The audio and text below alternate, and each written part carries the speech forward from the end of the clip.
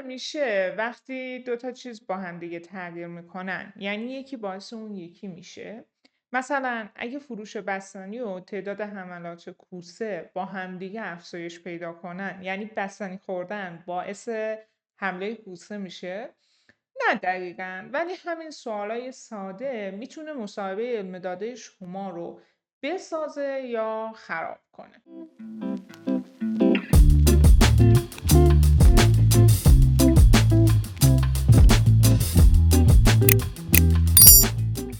درود و وقت بخیر. امیدوارم حالتون عالی باشه. من زهرا امینی هستم، دیتا ساینتیست، فعال هوش مصنوعی و بنیانگذار هوبات آکادمی. واقعا خوشحالم که هوبات مخاطبای مشتاق و با انگیزه مثل شما داره. شما که وقت ارزشمندتون رو صرف یادگیری، رشد و آمادگی برای شغل رویاییتون میکنید. توی این سری ویدیوها قراره هر بار با هم یه سوال مهم و پرتکرار از مصاحبه‌های علم داده رو خیلی کامل، کاربردی و با مثال بررسی کنیم. سوالی که امروز سراغش رفتیم یکی از اون حالا سوالاییه که خیلی توش اشتباه میکنن. اونم اینه که تفاوت بین کورلیشن و کازیشن دقیقا چیه؟ اما قبل از اینکه بریم سراغ اصل مطلب، من میخوام در گوشی یه چیزی رو خیلی شفاف بهتون بگم. اونم اینه که اگه میخواید توی مسیر علم داده موفق بشید، باید مفاهیم پایه‌ای رو عمیق و درست بفهمید. یادگیری ابزاری مثل SQL، پایتون یا حتی مدل‌های پیشرفته هوش مصنوعی بدون فهم مفاهیم بنیادی فقط یه مهارت سطحی محسوب میشن. اون چیزی که شما رو به یه دیتا ساینتیست واقعی تبدیل میکنه و شما رو از بقیه متمایز میکنه درک مفاهیم پایه‌ای و تحلیل درست اوناست و اینجاست که تفاوت یه متخصص با بقیه مشخص میشه. پس اگه به این مسیر جدی فکر میکنی حتما این مفاهیم رو خوب یاد بگیر. یادت نره قبل از شروع ویدیو رو لایک کنی، کانال رو سابسکرایب کنی و زنگوله رو هم بزنی بذاری روی آن که هیچ آموزشی رو از دست ندی. بزن که بریم. خب همونجوری که میدونید میخوایم در مورد سوالات مصاحبه دیتا ساینس با همدیگه صحبت کنیم. توی هر ویدیو یکی دو تا سوال رو با همدیگه خیلی عمیق و اصولی بررسی میکنیم. خب من اومدم با نوتبوک LM یه دونه مایند مپ ساختم برای این قضیه و حالا توی اولین مرحله میخوایم بریم سراغ اون کانسپت یا مفاهیم اصلی و اولین سوالی هم که داریم correlation vs causation هست. میخوایم correlation و causation رو با هم دیگه مقایسه کنیم. خب شما دارید سوال رو هم اینجا میبینید.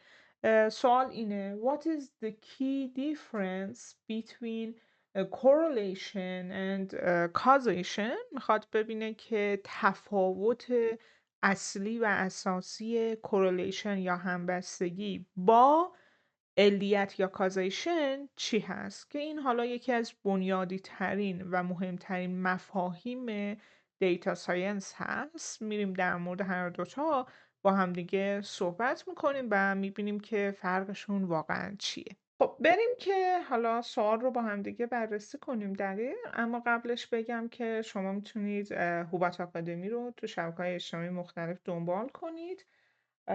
خب همه جا هم با این آیدی میتونید پیداش کنید. خیلی خوشحال میشیم که ما رو جای مختلف داشته باشید. خب این از این. بریم سراغ سوال. میخوایم ببینیم که تفاوت اصلی و کلیدی بین کورلیشن و کازیشن چیه. برای اینکه خب به این سوال جواب بدیم اول باید بریم ببینیم که مفهوم هر کدوم از اینها چیه، که برای خب اولین مورد میریم سراغ کورلیشن. به زبان ساده اگه بخوایم بگیم، همبستگی یا کورلیشن یه معیار آماریه که نشون میده دو تا متغیر تا چه حدی با هم دیگه حرکت میکنن. یعنی چی؟ یعنی مثلا یکی میره بالا اون یکی میره بالا، یا مثلا هر دوتاشون اگه یکی بیاد پایین اون یکی میاد پایین، یا مثلا برعکس یکی میاد پایین یکی میره بالا.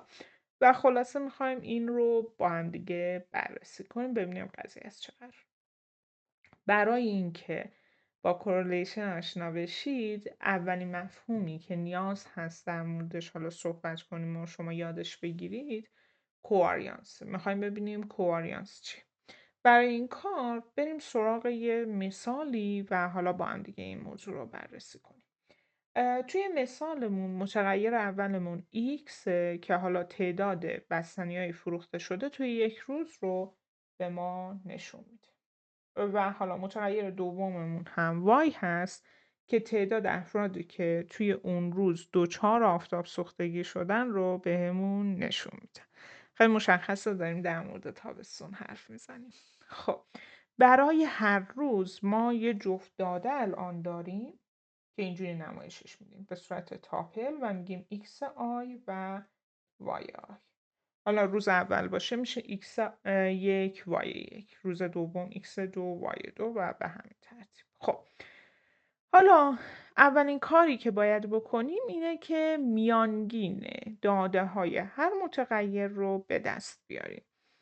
به میانگین x میگیم میوی x و به میانگین y هم میگیم میوی y. شما خب بلدین که میانگینم چیه.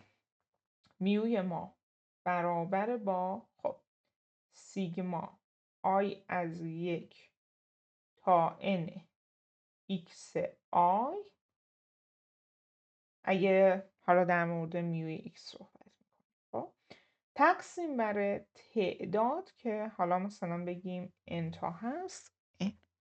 این میشه خب میانگین. شما همیشه یه سری عدد رو جمع میکنید، تقسیم بر تعدادش میکنید، میانگین رو به دست میارید. به همین ترتیب میوی وای هم به دست میاد. همینقدر ساده. خب این از این. حالا اگه بخوایم بریم سمت این که با کواریانس آشنا بشیم، باید کم کم وارد اون فرمولش بشیم. برای این کار ما دو ترم رو نیاز داریم. خب حالا بنویسیمش اول. x i منهای میوی x و حالا ترم بعدی که داریم y i منهای میوی y. خب خیلی مشخصه که هر کدوم از اینها دارن چی رو به ما نشون میدن؟ فاصله اون داده تا میانگین رو داره نشون میده که چقدر هر کدوم مثلا x یا y با میانگین خودشون فاصله دارن. خب این از این. نیاز هست که ما این دوتا رو در همدیگه ضرب کنیم. این دو ترم رو در همدیگه ضرب کنیم. برای همین بریم سراغ این که ببینیم این چه معنی میده. اگه توی یه روز هم فروش بستنی بالا باشه، یعنی بالاتر از میانگین خودش باشه، و هم حالا تعداد افرادی که آفتاب سوختگی داشتن بالاتر از میانگینش باشه، چه اتفاقی میفته؟ هر دوتای این پرانتز مقادیرشون مثبت میشه.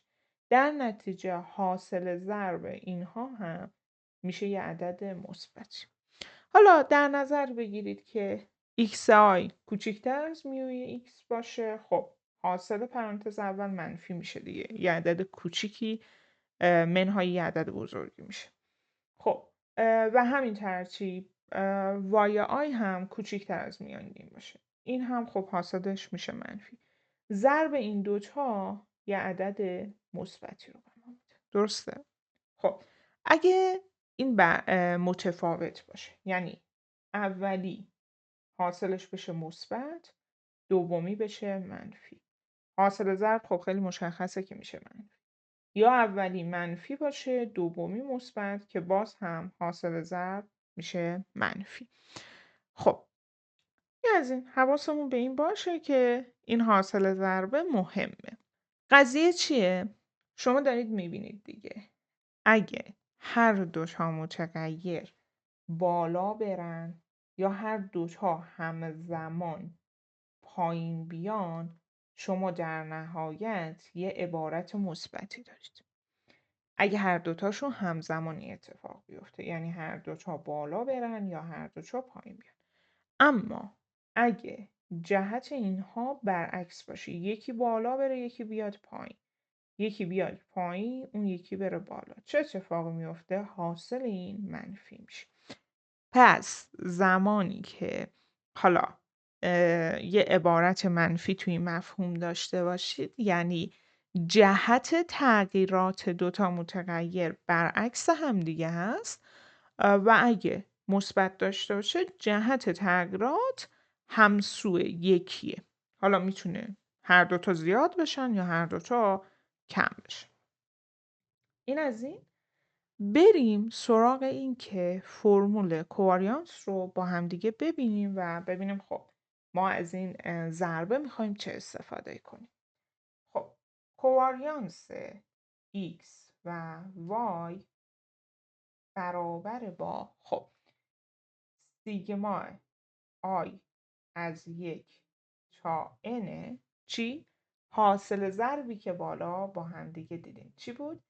xi منهای میو رو من میوی x ضرب داره وای آی منهای میوی وای. خب حالا اینجا ما یه تقسیمی هم داریم. چی شد؟ n منهای یک تقسیم کنیم بر n منهای یک.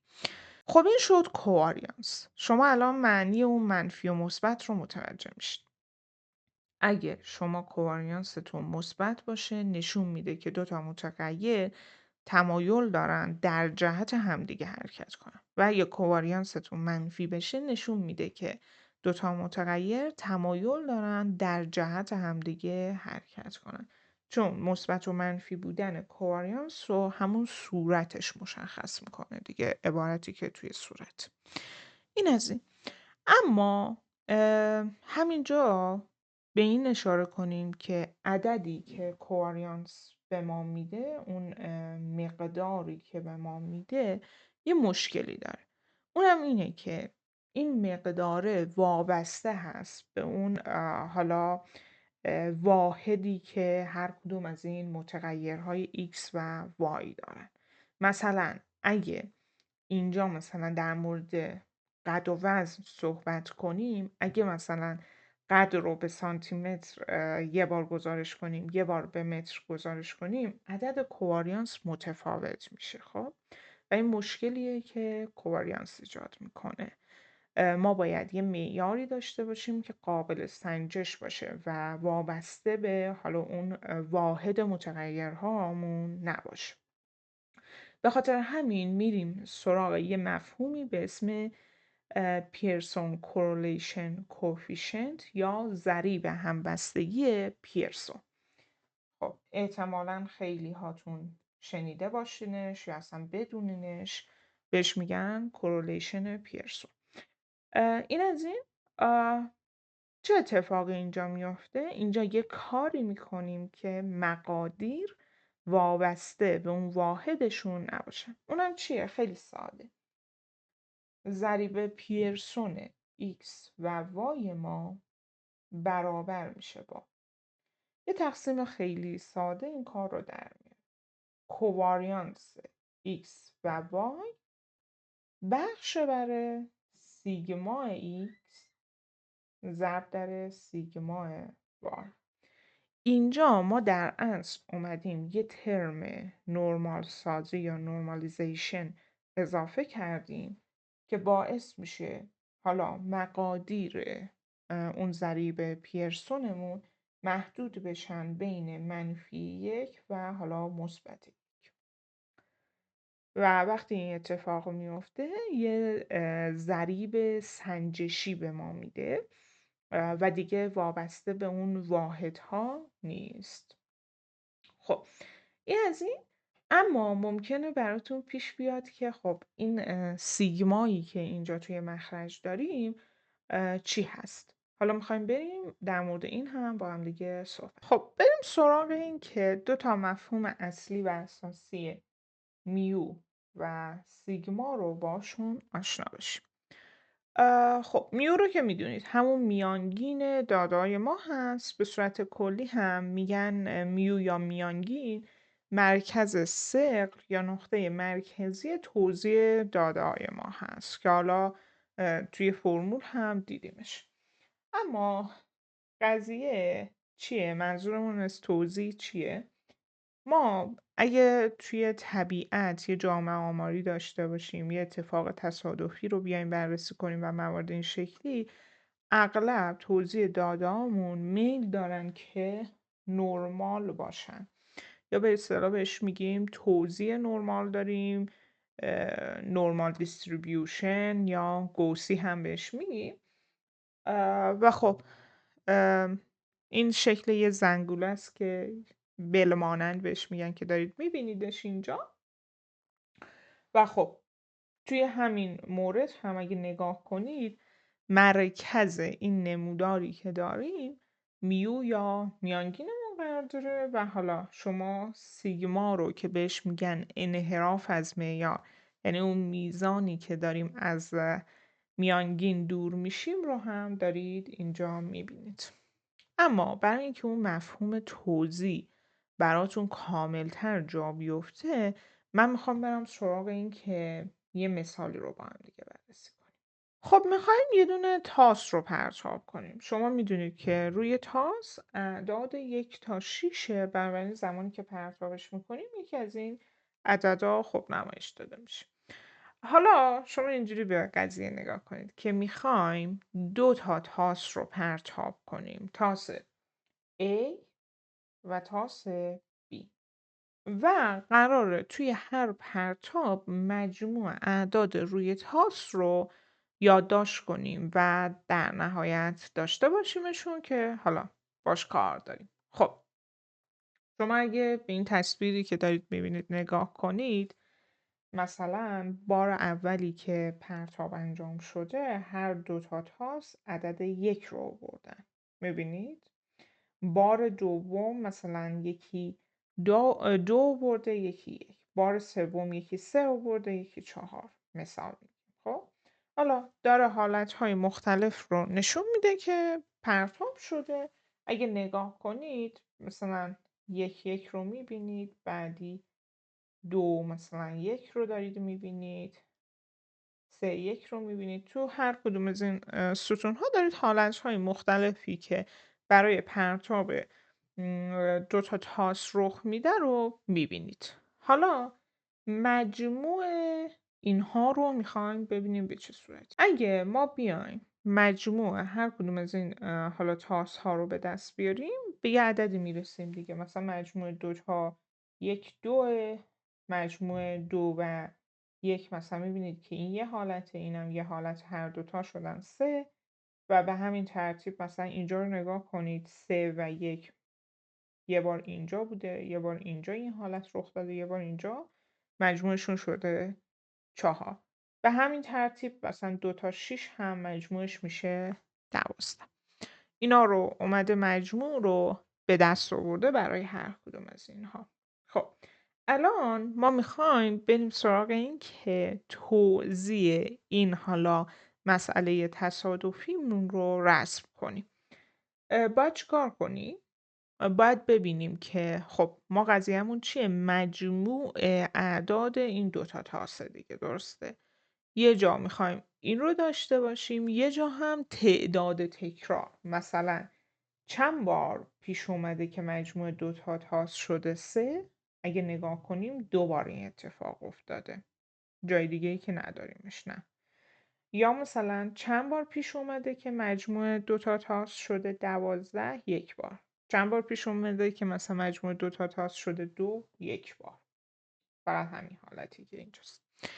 میخوایم بریم هر کدوم از اینا رو با هم دیگه بررسی کنیم. برای اینکه حالا نمودار توزیع رو رسم کنیم، توی حالت افقی مجموع اعداد رو می نویسیم که کمترین مجموعمون 2، وقتی که 2 تا تاس 1 بیارن، و بیشترین مجموعمون هم 12 وقتی که 2 تا تاس 6 بیارن.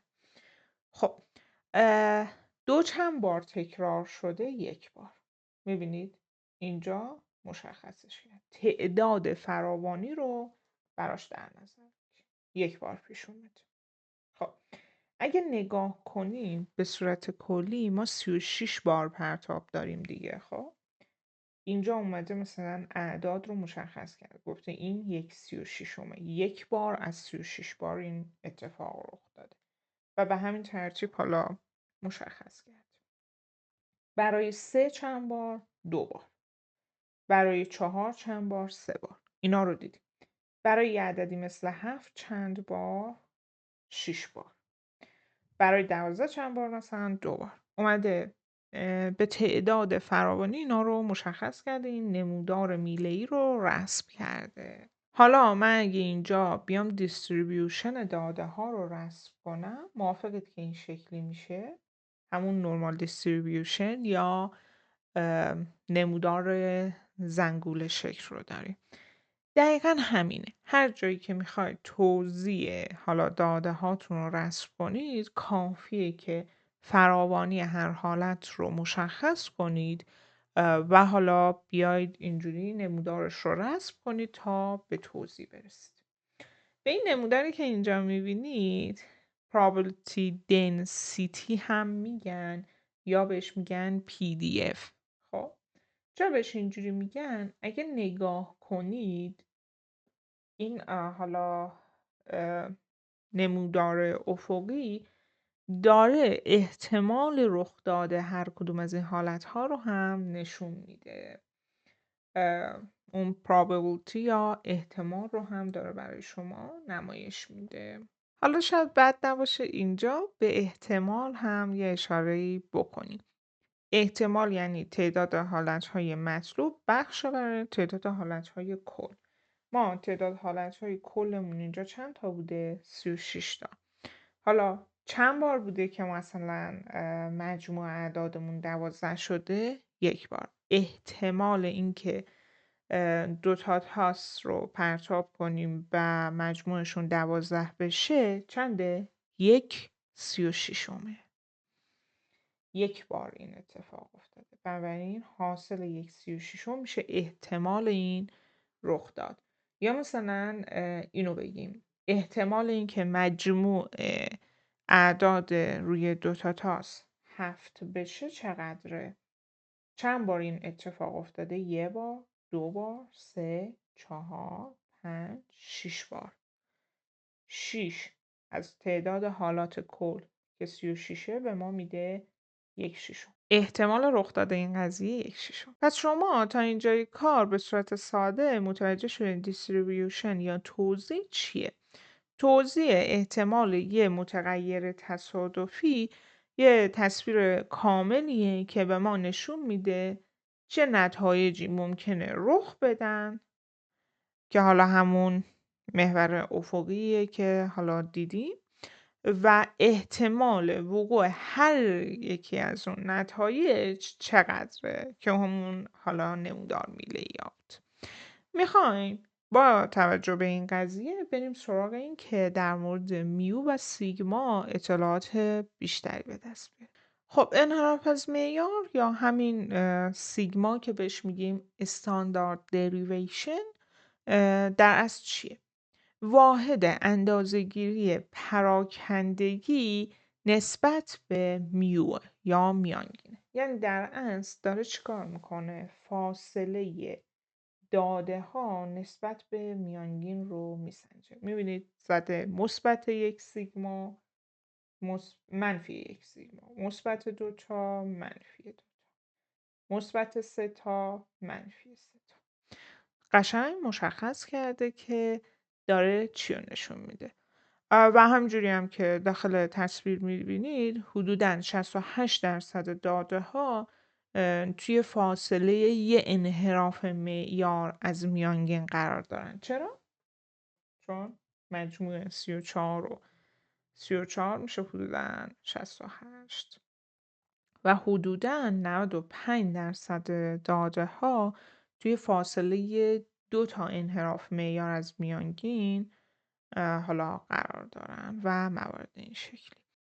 و خب اگه بخوایم انحراف معیار رو در نظر بگیریم در اصل داره به ما یه خطکش استاندارد میده. فرض کنید که شما قد رو که واحدش سانتیمتره دارید از یه فردی و وزن رو هم که واحدش کیلوگرمه دارید. این 2 تا واحد قابل مقایسه با همدیگه نیستن. اما اگه شما انحراف معیار رو روی اون جامعه آماریتون داشته باشید، میتونید چیکار کنید؟ میتونید این رو بسنجید که اون داده‌ای که دارید توی اون جامعه آماری چقدر از میانگین یا حالا اون متوسط فاصله داره. مثلا میتونیم بگیم که یه فردی 2 انحراف معیار بالاتر از میانگین قد قرار داره و خب این یه معیار استاندارد و بدون واحده که به ما اجازه میده قدرت رابطه رو بسنجیم و حالا اون مقایسه رو به ما امکان پذیر میکنه. خب حالا که ما مفهوم میو و سیگما رو خیلی دقیق و خوب میدونیم، برگردیم به قضیه کوواریانس. ما در مورد یه چیزی صحبت کردیم، اونم این بود که کوواریانس عیبی داره. عیبه هم اینه که چون واحدامون یکی نیست، اگه واحد یکی از حالا متغیرامون تغییر کنه، عدد کوواریانس تغییر میکنه، در حالی که ما میخوایم از کوواریانس برای سنجش قدرت رابطه استفاده کنیم و این دیگه همه جا کاربردی نخواهد بود اگه تو این وضعیت بمونه. بیایم این رو دقیق‌تر منظورمون رو بررسی کنیم. شما یه دونه متغیر x رو در نظر بگیرید که قد باشه و یه دونه y رو هم در نظر بگیرید که وزن ما باشه. خب حالا فرض کنید کواریانس قد که حالا به سانتیمتر هست و وزن رو به دست آوردید و برابر شده با 2000. خب قدمون رو چجوری در نظر گرفتیم؟ سانتیمتر و وزن رو کیلوگرم. در همین حالت در نظر بگیرید قد رو تبدیل کردیم به متر. خب اینجا دیگه خود اون حالا x نسبت به مسئله بالا 1/100 میشه. یعنی ما x رو به متر تبدیل کردیم. حالا بگیم y تغییر نکرده. y همچنان به کیلوگرم. خب 1/100 شده دیگه. اینجا کواریانس ما چی میشه؟ 20 میشه. چه اتفاق افتاد؟ واقعا 1/100 شد کواریانس ما. و این باعث میشه که شما معیار یکسانی نداشته باشید، در حالی که چون فقط واحدا رو تبدیل کردید دیگه، باید اینجا مثلا عدد کواریانس میشد همون 2000 که بالا شده. برای اینکه از این جلوگیری کنیم رفتیم سراغ ضریب پیرسون که میومد یه نورمالیزیشن انجام میداد و میگفت حالا کورولیشن پیرسون بین x و y برابر با کواریانس x و y بخش بر سیگما x ضرب در سیگما y. و الان شما هم که سیگما رو بلدید و میدونید که این باعث میشه که اون ضریب پیتون بیاد بین -1 و -1 قرار بگیره و حالا دیگه اگه تبدیل واحد انجام بدید خطایی رخ نده و همچنان این قابلیت سنجش وجود داشت. خب یه جدول داده‌ای رو در نظر بگیریم. خب که مثلا متغیر x قدر رو داریم و متغیر y وزن رو داریم. نفر اولی که تو جدول داشتیم 165 قدش بوده، مثلا 60 وزنش بوده. نفر دوممون 175 قدش بوده، مثلا 75 وزنش بوده. خب به همین ترتیب نفر سوم قدش 180 و وزنش 75 بوده و نفر آخر هم 188 و 90. خب این از این. بریم میانگین یا میوی هر کدوم از این 2 تا متغیر رو با هم حساب کنیم. باید میوی x رو حساب کنیم و میوی y رو. برای اینکه میوی x رو حساب کنیم ساده است.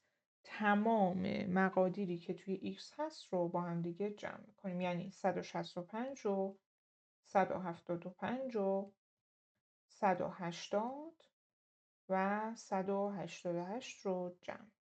این از تعدادشون چند تاست؟ 4 تاست.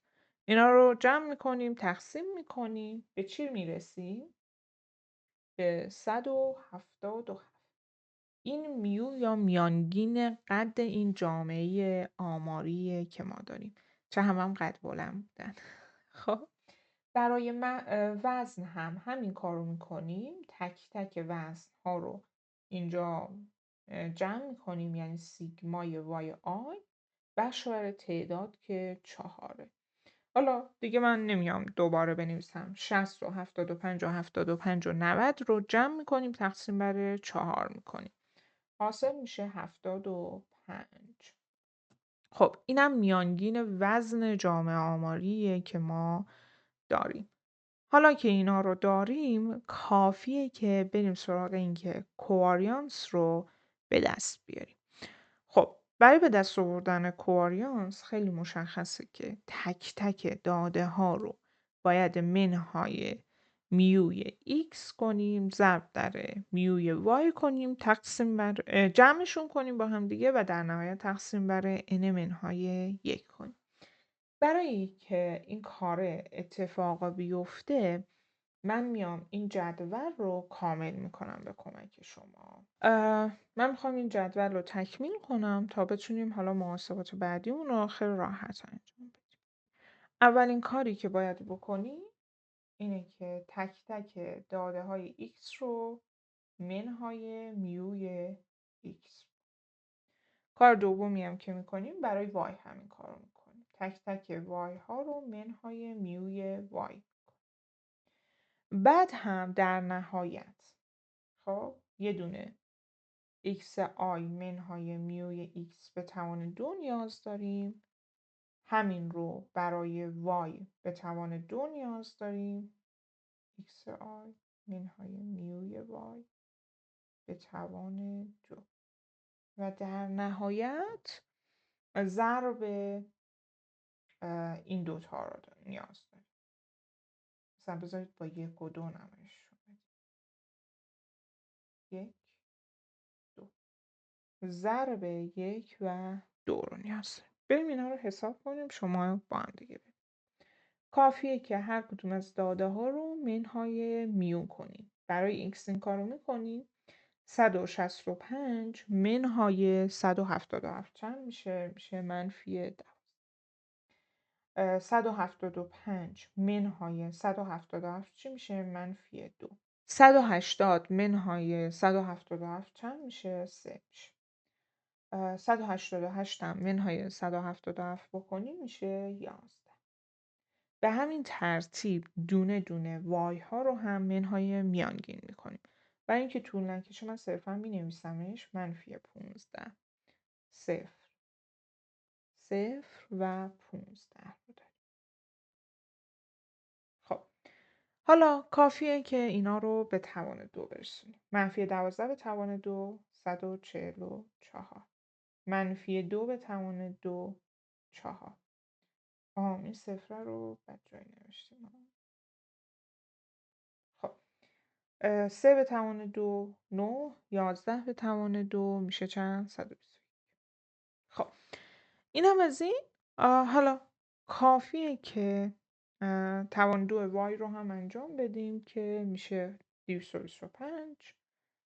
صفر هم که صفرن. 15 به توان 2 میشه چند؟ 225. این هم از این. خب حالا ضرب هر کدوم از اینها رو هم این دو ترم البته بدون توان 1 و 2 رو هم ضرب میکنیم به دست میاریم. 180 0 0 165. خب ما گاهن به سیگما اینها نیاز داریم. یه سیگما هم میگیریم. این دیگه الان یه جدول کاملی هر جا نیازش داشتید میتونید استفاده کنید. خب سیگما توان 2 رو به دست میاریم و اون حاصل ضربه. حاصل ضربه سیگماش میشه 345. توان 2 که برای وای ها داریم میشه 450 و برای ایکس ها میشه 278. حالا از اینا استفاده میکنیم خیلی ساده محاسباتمون رو انجام میدیم. خب من یکم اینو بیارم پایین که آره شما این ته جدول رو ببینید. خب کافیه برای به دست آوردن کوواریانس دیگه الان فقط فرمولش رو بنویسیم. کوواریانس x و حالا y ما چجوری حساب میشه؟ سیگما این ضرب عبارت اول در دوم. عبارت اول در دوم چی بود؟ عبارت اول x آی منهای میوی x، عبارت دوم y آی منهای میوی y که بعد تقسیم بر n منهای. مجموع اینها چنده؟ 345 که از بالا برداشتیم تقسیم بر 4 تا بود. nمون میشه 4. 4 منهای 1 هم میشه 3. بنابراین 345 تقسیم بر 3 هم که میشه 100. خیلی ساده کوواریانس x و y به دست اومد. حالا اگه بخوایم سیگما رو که انحراف از معیار هست به دست بیاریم فرمولش این شکلی.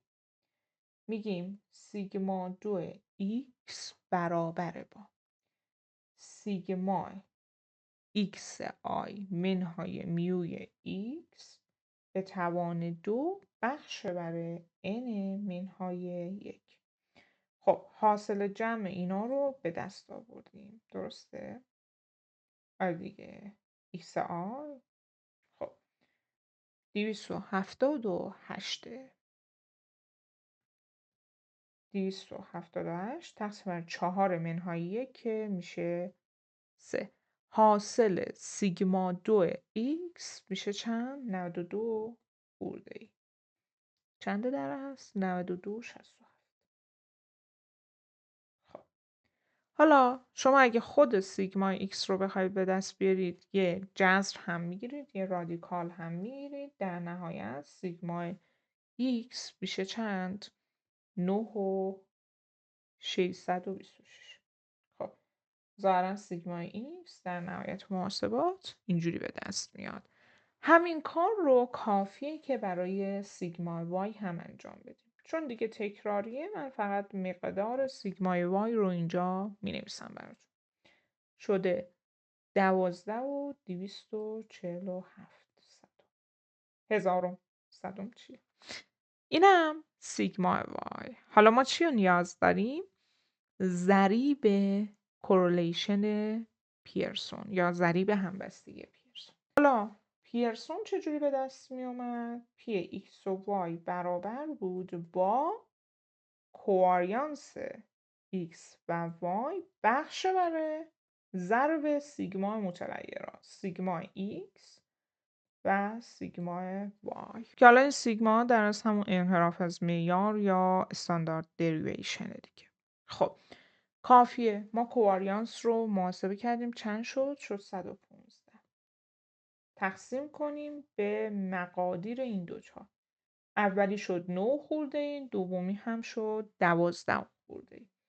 که این دوتا رو در هم دیگه ضرب کنیم ظاهرا میشه 117 و 88 صدم که حالا حاصل تقسیم میشه 975,000. این شد ضریب پیرسون دو تا متغیر x و y مون. از اونجایی که شما مفهوم مثبت منفی شدن این ضریب رو میدونید الان این عدد مثبت 975,000 یعنی چی؟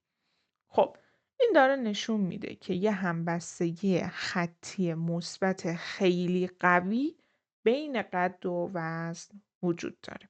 حالا مثبت بودن نشون میده که اگه x که قد ما هست بره بالا y هم که وزنمونه میره بالا.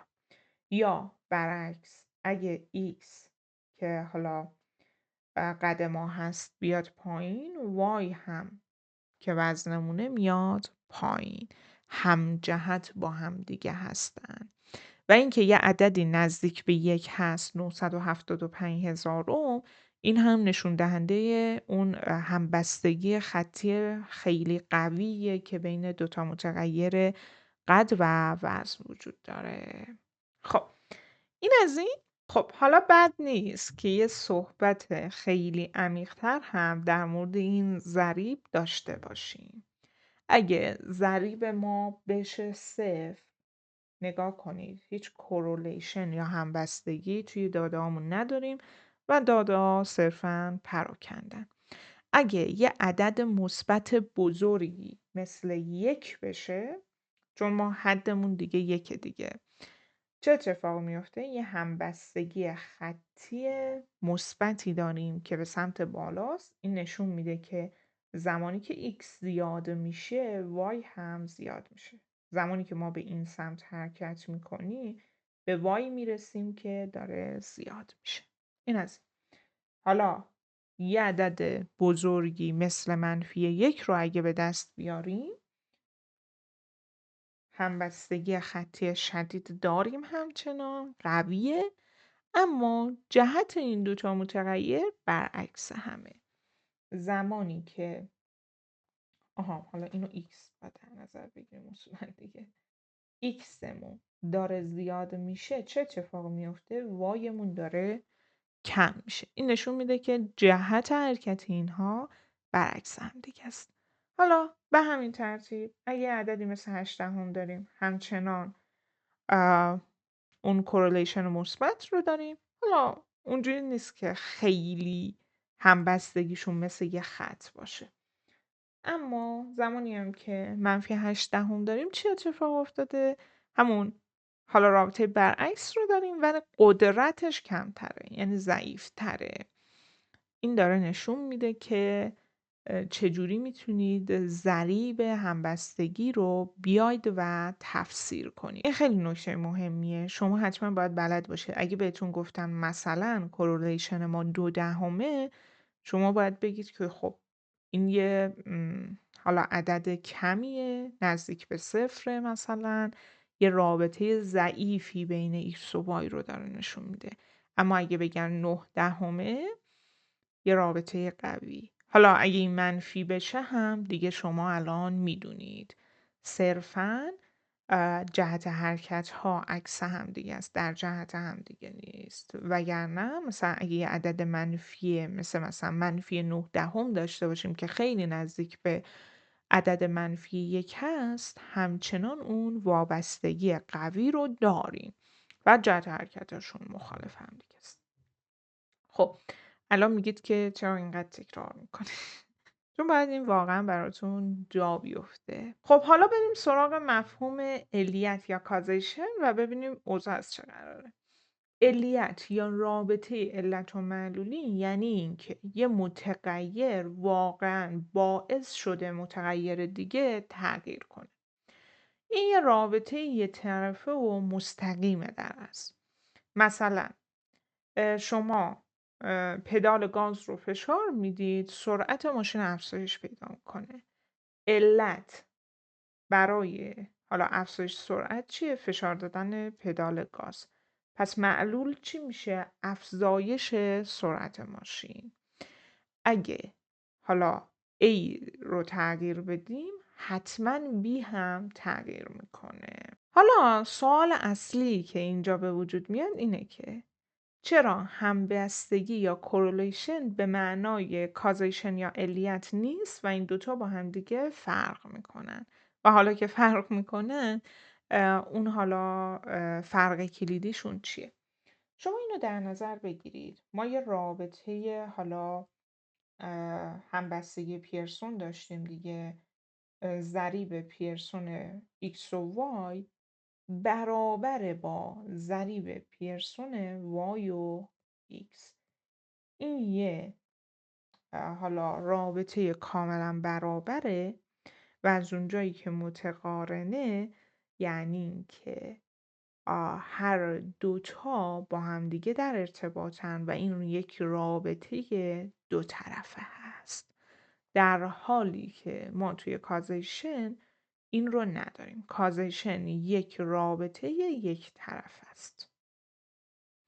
وقتی یکی تغییر میکنه دیگری تغییر میکنه، ولی برعکسش رو نداریم که دیگری تغییر کنه اون یکی هم تغییر کنه. پس چرا دوتا متغیر با هم همبستگی دارن ولی رابطه علت و معلولی ندارن؟ معمولا به خاطر وجود یه متغیر سوم پنهانه. بیایم ببینیم این قضیه رو. خب اینجا اومده یه مثالی رو گذاشته. مثال هم اپلیکیشن خریده. فرض کنید توی داده‌های اپلیکیشن خرید می‌بینید که بین رها کردن سبد خرید و حذف نصب اپلیکیشن یا آنینستال کردن همبستگی مثبت قوی داریم. یه کورلیشن بالایی داریم.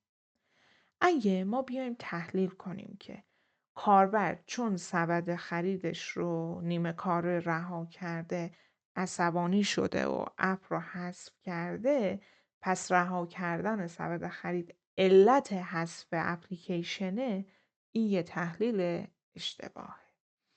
تحلیل درست چیه؟ باید اینجوری و عمیق‌تر بررسی کنیم. زمانی که عمیق‌تر بررسی می‌کنیم متوجه میشیم که علت اصلی یه چیز دیگه است. مراحل خرید داخل اپ پیچیده و طولانیه و به خاطر این پیچیدگی ما میبینیم که کاربر خسته شده و سبد خریدش رو رها کرده. پس پیچیدگی علت ترک سبد خرید شد. و حالا همین پیچیدگی باعث میشه که کاربر ناامید بشه و اپلیکیشن رو حذف کنه. در نهایت رها کردن سبد خرید و حذف اپلیکیشن هر دوتا معلول یه علت مشترک هستن. به همین علت با همدیگه حرکت میکنن و همبستگی دارن. اما هیچ کدوم علت دیگری نیست. و حالا در نهایت وقتی که تیم محصول مراحل خرید رو ساده سازی کردن، هم نرخ رهاسازی سبد و هم نرخ حذف اپلیکیشن کاهش یافته و این نشون میده که ما علت واقعی رو پیدا کردیم. پس حواستون به قضیه علیت باشه که واقعا فرق میکنه. خب بریم یه مثال عامیانه و خیلی ساده رو با هم دیگه بررسی کنیم. توی اصفهان نرخ ابتلا به MS بالاه. همینجا اگه مثلا ما بریم آمار بگیریم، نرخ استفاده از پولکی هم زیاده. آیا علت بیماری MS استفاده از پولکیه؟ نه. این دوتا صرفاً با همدیگه یه کورلیشن مثبتی دارن. اما علت همدیگه نمیشن. کازیشن همدیگه نیستن. رابطه علت و معلولی با همدیگه ندارن و دوتا موضوع اصلا کاملا بی ربط به همدیگه هستن. خب حالا من یه نکته هم اضافه کنم، اونم در مورد اینه که چجوری ما علیت رو میتونیم ثابت کنیم. این به سادگی محاسبه همبستگی نیست. ما زمانی که همبستگی رو داریم خب کورلیشن رو با یه فرمولی به دست میاریم.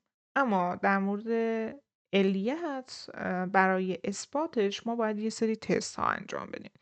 یکی از این تست ها که خیلی معروفه AB تست هست و حالا یکی از بهترین روش ها برای اثبات علیته. شما یه تغییر رو روی گروهی از کاربرایی که حالا توی اون اپتون هست اعمال میکنید و نتیجه رو با گروه که حالا تغییرش ندادید که بهش میگیم گروه کنترل مقایسه میکنید و اگه دیدید که اون اتفاقی که دنبالش هستید رخ داده، میتونید بگید که خب مشخص شد و این علیت اثبات شد.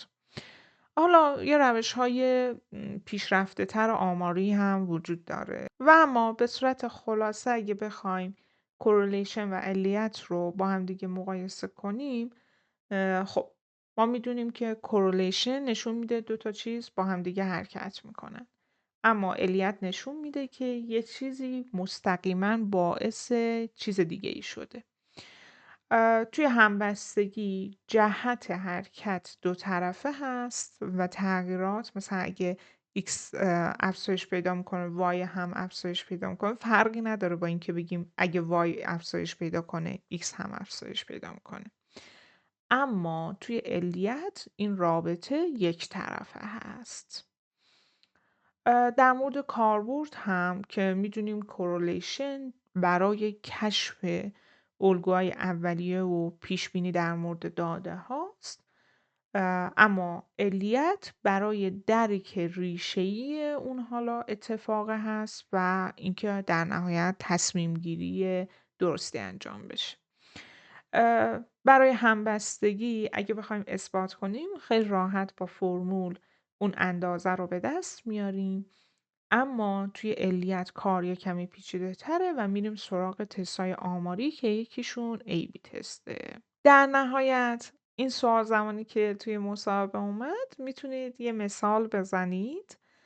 یکیش که همون حالا MS توی اصفهان و پولکی بود، یکی هم این مثالی که اینجا دارید روی صفحه میبینید و بعد هم در مورد کورلیشن میرید سراغ اثبات فرمولیش و در مورد علیت هم که حالا توضیح میدید که میشه از AB تست استفاده کرد. خب بد نیست که من این مثال رو هم به صورت خلاصه خیلی سریع باهاتون بررسی کنم. اینجا یه اپیو داریم که مراحل خریدش پیچیده و خیلی زیاد و طولانیه. خب بنابراین کاربرا اینی که میان مثلا اپ رو استفاده کنن یه خریدی ازش انجام بدن، خیلی هاشون منصرف میشن و آنینستال میکنن و اون حالا سبد خریدشون رو رها میکنن.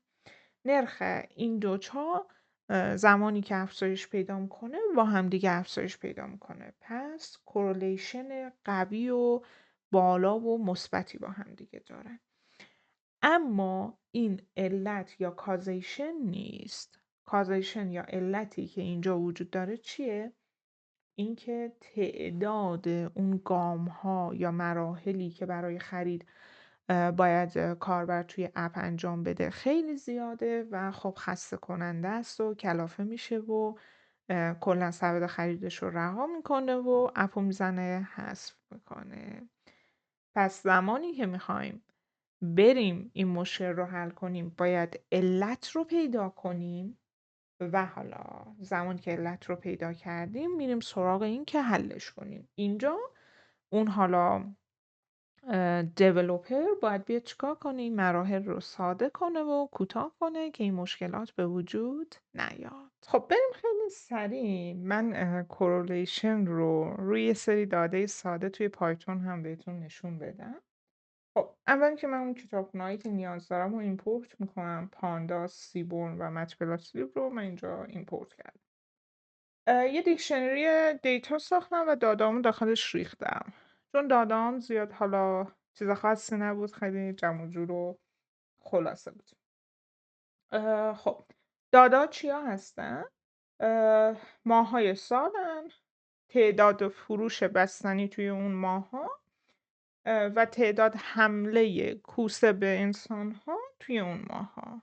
خب من اینو اجرا میکنم که دیتا ایجاد شه. حالا این چون دیکشنریه من میخوام تبدیلش کنم به یه دیتا فریم، بنابراین یه متغیر دیف میسازم، بعد از پانداز دیتا فریم رو میارم، خب و بهش متغیر دیتا رو میدم.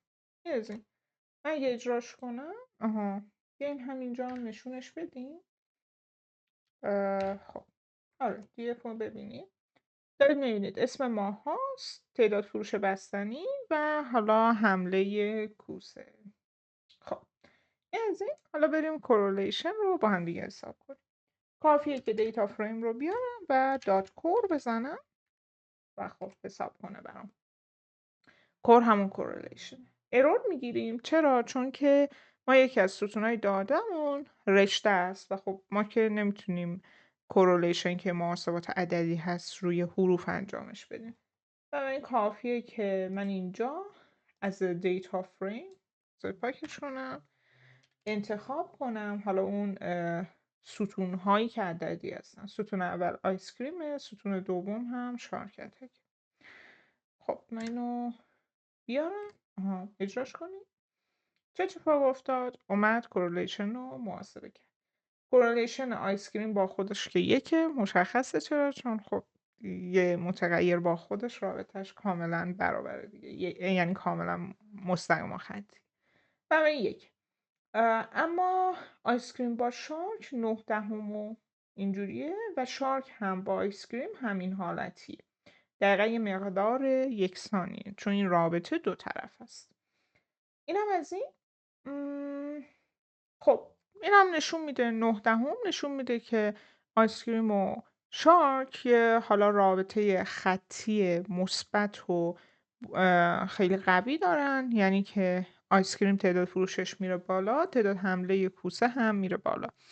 آیا این علیت رو نشون میده؟ خیلی مشخصه که این نشون دهنده کازیشن یا علیت نیست. علت بالا رفتن تعداد حمله کوسه حالا افزایش و فروش بستنی که نیست. خب خیلی مشخصه. علت چیه؟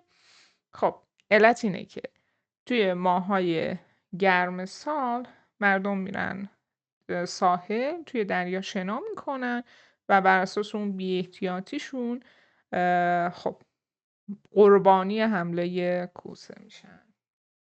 قضیه اینه. خب چون ماها گرمه، مردم میرن شنا و اینا، خیلی از مردم هم بستنی میخرن و میخورن دیگه.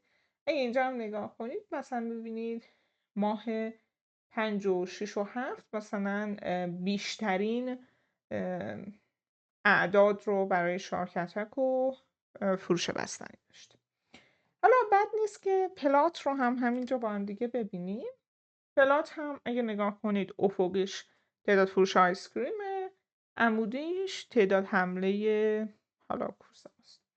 این هم خیلی دقیق و مستقیم یه خط رو داره تقریبا واسه ما نشون میده که این نشون دهنده کورلیشن مثبت و قویه. حالا شما میدونید دیگه مثبت یعنی این که مثلا x میره بالا y هم بره بالا، یا x میاد پایین y هم بیاد پایین، که این اتفاق اینجا داره رخ میده. همین. امیدوارم این ویدیو براتون مفید بوده باشه و حالا دیگه شما فرق کورلیشن و کازیشن رو بدونید و بتونید توی مصاحبه هم با اعتماد به نفس کامل در موردش توضیح بدید و هم بتونید برید سراغ فرمول ها و اون ریاضیات پشت این مفهوم. حتما توی کامنت ها هم اگه ایده‌ای برای ویدیوها دارید بگید، یا اینکه دوست دارید توی ویدیوهای بعدی چه سوالایی رو بررسی کنیم. من حتما همه کامنت ها رو میخونم و از بینشون برای ویدیوهای بعدی ایده میگیرم. اگه این ویدیو براتون مفید بوده حتما لایکش کنید، کانال رو سابسکرایب کنید و زنگوله رو بزنید بذارید رو آل. و خب یادتون باشه که این حمایت‌های شماست که ما رو دلگرم میکنه به ادامه این مسیر ارزشمند. راستی منم زهرا امینی بودم از خوبات آکادمی. تا ویدئوی بعدی پرتلاش و شاد بمونید و خوش بدرخشید که درخشیدن سزاوار شماست. تا درود دیگر، بدرود.